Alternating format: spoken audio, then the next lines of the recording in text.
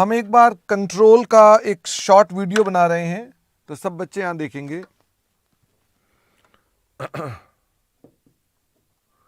Control if all conditions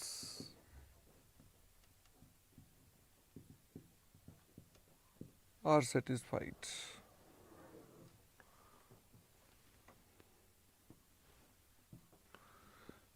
power over investee exposed oblique right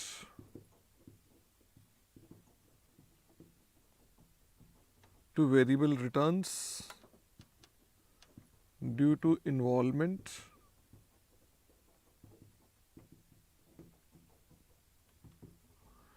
with investee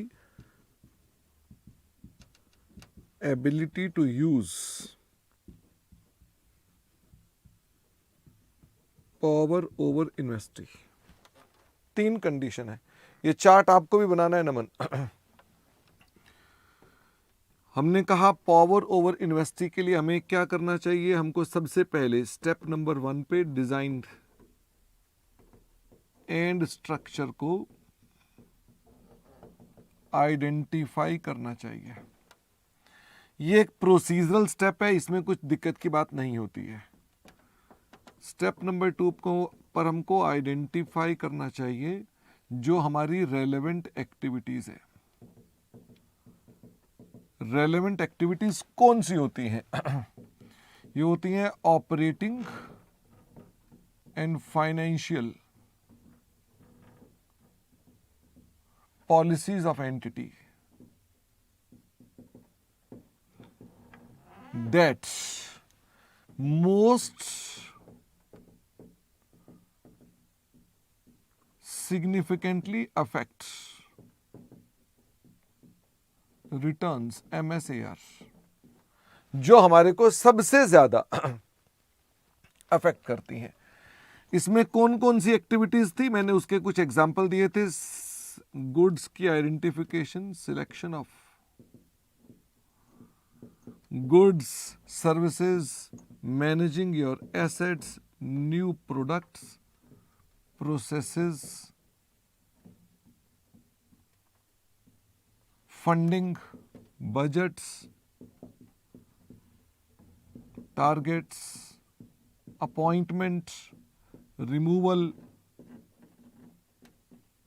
etcetera. Step 3 पर हमने कहा कि हमको अपने पास क्या देखना पड़ेगा, हमको देखना पड़ेगा who has power to direct relevant activities. हमने उसमें क्या देखना है, किसके पास ये पावर है। अगर डिफरेंट पर्सन्स के पास डिफरेंट एक्टिविटीज हैं, तो आप क्या करेंगे, then check who has MSAR। भाई किसके पास ज्यादा मोस्ट सिग्निफिकेंट इफेक्ट करने वाली एक्टिविटीज हैं, हम उसको चेक करेंगे और फिर लेटर ऑन क्या उसको रिव्यू करते रहेंगे। The answer is yes, later on review constantly या कंसिस्टेंटली। तो आप उसको रिव्यू भी बाद में करते रहेंगे। How to get that power, who has power को हम बोलते हैं कि इसके पास ये पावर कैसे किसके पास आती है। तो मैंने कहा ये पावर आ सकती है कॉन्ट्रैक्चुअल राइट्स के साथ, या ये पावर आ सकती है वोटिंग राइट्स के साथ। बट हमने कहा वोटिंग राइट हो तो these should be substantive. Substantive मतलब ये no barriers like penalty, losses, government regulation, bad terms या agreement with others,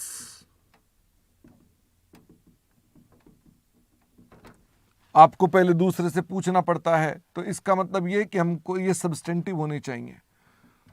if substantive then check.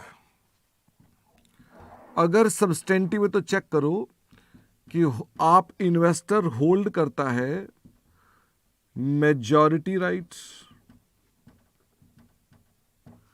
या इन्वेस्टर होल्ड करता है माइनॉरिटी राइट्स। अगर वो होल्ड करता है मेजॉरिटी राइट्स ड्यू टू विच वो डायरेक्ट कर सकता है आरए, या ड्यू टू विच वो फॉर्म कर सकता है कमेटी या governing body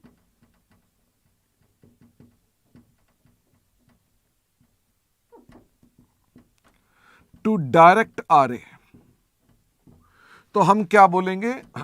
investor has power over investee. अगर उसके पास माइनॉरिटी राइट है तो आप फिर पहले क्या चेक करेंगे? चेक करें does investor has practical ability to direct RA with minority rights. तो आप ये चेक करेंगे कि माइनॉरिटी राइट में जो सब्सटेंटिव है क्या उसके पास प्रैक्टिकल एबिलिटी आ रही है उसकी वजह से। अगर जवाब मिलता है हां आ रही है, तो ये कैसे आ सकती है? हाउ? ड्यू टू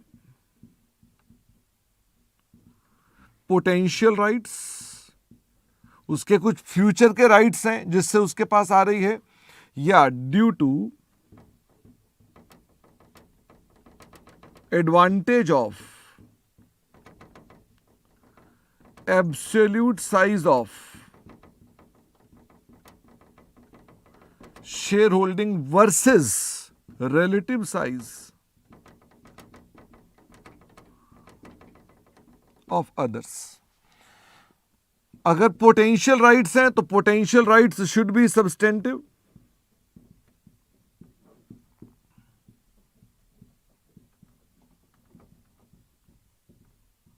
यानी पड़ता खाते हैं। और अगर एडवांटेज वाली बात कर रहे हैं तो हम बोलते हैं कि यह कैसे होती है? हाउ? तो हमने कहा वाइड स्प्रेड शेयर होल्डिंग हो, not connected to each others, low participation हो पास्ट में, तो हम बोलते हैं कि ये कंडीशन सेटिस्फाई हो गई। तो इन सिचुएशंस को हम ऐसा बोलते हैं। कॉन्ट्रैक्चुअल राइट्स के अंदर हमने क्या बोला था कि आपको चेक करना पड़ेगा एविडेंस, चेक करना पड़ेगा practical ability to direct RA, और फिर से these should be substantive. Substantive तो ये भी होने चाहिए, that is without barriers. Barriers already वहां पर लिख दिए हैं तो दोबारा से मैं नहीं लिख रहा। मैंने इसके अंदर आपसे क्या कहा? इग्नोर, मार्कर ठीक नहीं है, protective rights to protect loan brands etcetera, उनको आप इग्नोर कर दें, वो कॉन्ट्रेक्चुअल राइट हमारे किसी काम के नहीं है। Power over investee current ability होनी चाहिए। तो करंट एबिलिटी में हमने दो बातें बताई थी यानी कि instant power can be exercised, हम पावर को इंस्टेंटली एक्सरसाइज कर सकते हैं। इग्नोर एक मिनट, thank you. Ignore notice period, notice period को इग्नोर कर देते हैं। फिर हमने कहा इफ वी आर फ्यूचर्स या if we are investors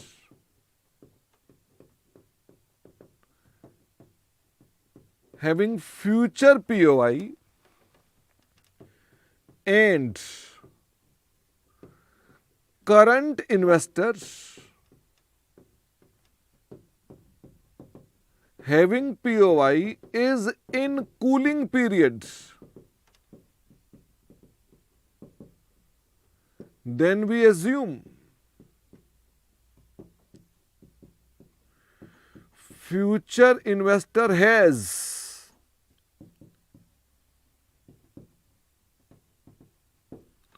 current ability. क्या हमने इतनी सब बातें बताई थी आपके साथ?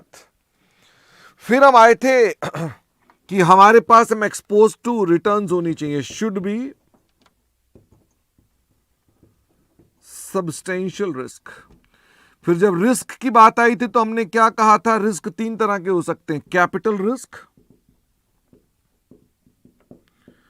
जो इक्विटी का भी हो सकता है और डेट का भी हो सकता है। जनरली कितना देखते हैं हम लोग इसको? 20% और मोर। फिर हमने कहा था इनकम रिस्क, एक होता है मार्केट बेस्ड फीस, एक होता है रेजिडुअल रिटर्न। तो मार्केट बेस्ड को हमने बोला था वीक इंडिकेटर ऑफ रिस्क, इसे बोला था हमने स्ट्रॉन्ग इंडिकेटर्स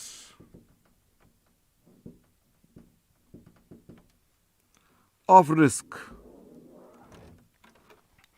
और फिर हमने आपसे कहा था लिक्विडिटी रिस्क, कि यानी आपको पैसा इन्फ्यूज करना पड़ सकता है, मनी इन्फ्यूजन, हमें पैसा लगाना पड़ सकता है या डिले हो सकती है, तो यह भी स्ट्रॉन्ग इंडिकेटर था।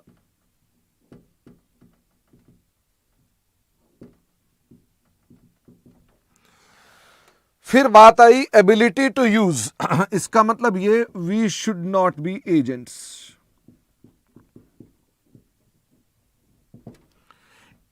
या एजेंट्स कैन बी रिमूव्ड, उन्हें हटाया जा सकता है। We should be principal, we can not be removed, हमें हटाया नहीं जा सकता। इसके अंदर हमने कहा ignore removal rights on breach of contract, क्योंकि वो प्रोटेक्टिव राइट है।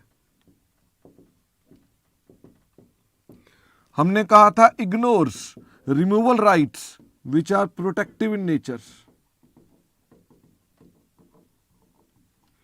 हमने कहा ignore removal right by wide spread share holder which are not connected and have low participation, उनको आप इग्नोर कर देंगे। तो हमने कहा हमारे पास इनसे पता चलता है कि हमारे पास क्या है। ये मैंने पूरी समरी बना दी है और मैंने आपको लिखने का टाइम नहीं दिया, इसलिए लिखने का टाइम नहीं दिया क्योंकि मैं अपना टाइम बचाना चाहता हूं, ठीक है। इसे आराम से मैंने रिकॉर्ड कर दिया, इसे आराम से बाद में फिर से तुम